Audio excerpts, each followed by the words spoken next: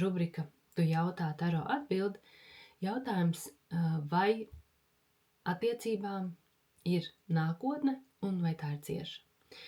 Uzreiz gan teikšu, ka šādus jautājumus tādā tiešā veidā nav iespējams atbildēt, respektīvi kārtas nekad neiedos mūža garantiju vai kaut kādu tur gadu garantiju, bet tas, ko mēs varam paskatīties, ir kāds ir potenciāls tam, ka šīs attiecības veidosies ciešā veidā, un te ir kārtis Kausu pašu un zobenu karalis, kas saka, ka potenciāls attiecībām veidoties ir patiešām labs.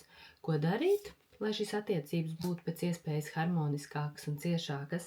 Te savukārt ir laimes rats un 6 zīžļi, kas saka ļauties šīm attiecībām, ļauties tām ar vieglumu, baudīt tās attiecības, mazāk likt uzsvaru uz stratēģiju un iespringumu, vai būs, cik ilgi būs un kā būs. Tiešām baudīt to, ko dzīve dod, mesties šajās attiecībās ar prieku un gandarījumu, un tas ir labs potenciāls arī, lai attiecības veidotos pēc iespējas harmoniskāks.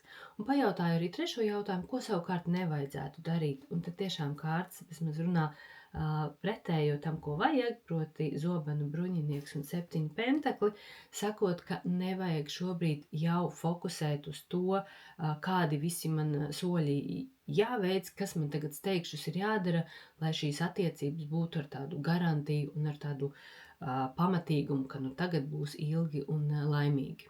Te tiešām ir labs potenciāls attiecībām būt, bet baudīt tās attiecības, mazāk domājot par stratēģiju, cik cieši, cik ilgi un dažādus citus praktiskos aspektus. Tā kā, lai izdodas jaukas attiecības. Paldies, ka jautāji!